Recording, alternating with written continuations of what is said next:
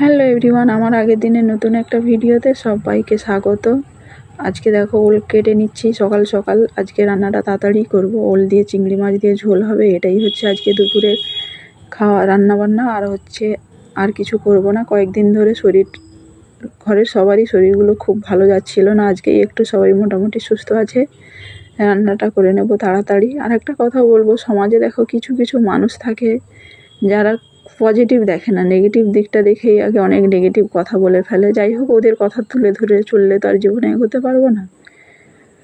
তো আমরাও অনেক বড় প্রতারণার শিকার হয়েছি, যে কারণে আমাদের আজকের এই পজিশান। যাই হোক, ওইসব ধরে চললে তো আমাদের জীবনে এগোতে পারবো না। যে কারণে ওসব ছেড়ে দিয়ে আমাদেরকে চলতে হবে ভবিষ্যতের দিকে। কারণ আমার মেয়ে আছে, মেয়ের মুখের দিকে তাকিয়ে এই হলো আমাদের জীবন। আর এখানে দেখো খুব পিঁপড়ে হয়েছিল, যে কারণে সানার বাবা চক দিয়ে দিচ্ছে। আর হচ্ছে এখানে চিংড়ি মাছগুলো বেছে নিচ্ছি, দিয়ে তাড়াতাড়ি রান্নাটা করে নেব। খাবে তাড়াতাড়ি, যে কারণে স্নানও করে নিয়েছে। আর এখানে দেখো ফাইনালি চিংড়ি মাছগুলো আমার ভাজা হয়ে গেছে। এখানে রান্নাটা হয়ে গেলে আমি খেতে দিয়ে দেবো।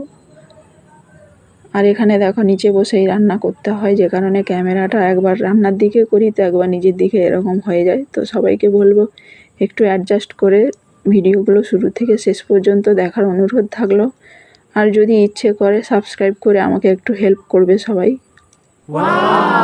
এখানে দেখো ফাইনালি আমার রান্নাটা কমপ্লিট হয়ে গেছে।